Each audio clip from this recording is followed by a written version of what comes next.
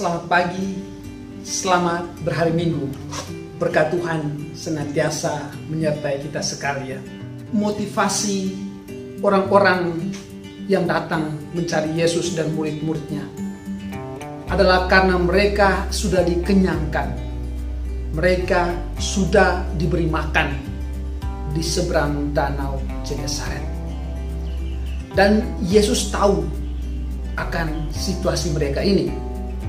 Maka Yesus mengingatkan mereka supaya mereka bekerja untuk hal-hal yang sifatnya kekal, untuk roti yang memberi kehidupan kekal.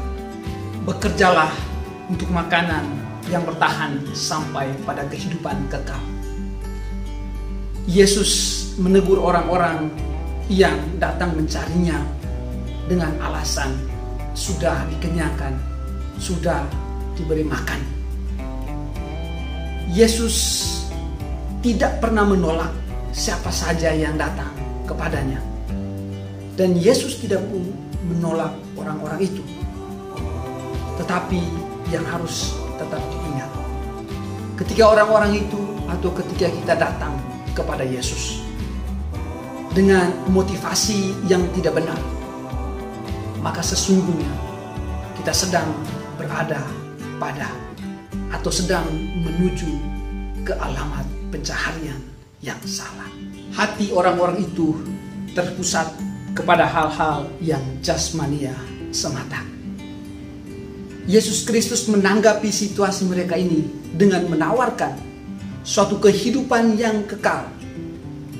Bekerjalah untuk makanan yang memberimu kehidupannya kekal.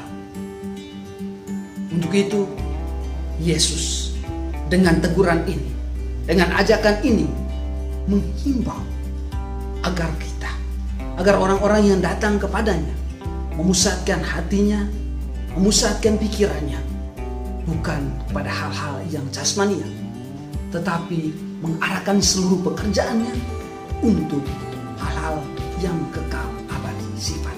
Tawaran Yesus ini dipertegas dengan afirmasi atas identitas dirinya sebagai roti yang hidup. Akulah roti yang hidup.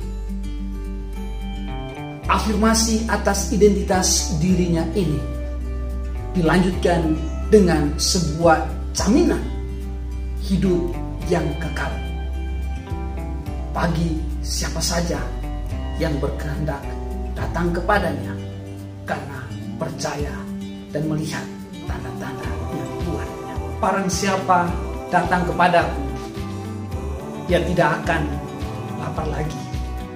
Barang siapa percaya kepadaku, dia tidak akan haus lagi. Di sini tampak dengan jelas bagi kita bahwa ketika fokus pencarian kita ada pada makanan yang bersifat kekal, yang memberi kehidupan kekal, segala yang bersifat jasmania akan teratasi dan terpenuhi. Ekaristi Kudus adalah santapan sabda dan juga santapan tubuh dan darah Kristus. Oleh karena itu kita sekalian harus ada rasa lapar dan dahaga dalam diri kita. Jika tidak mengikuti perayaan Ekaristi dan doa, baik secara online, oleh karena situasi kita yang sekarang ini, ataupun secara offline.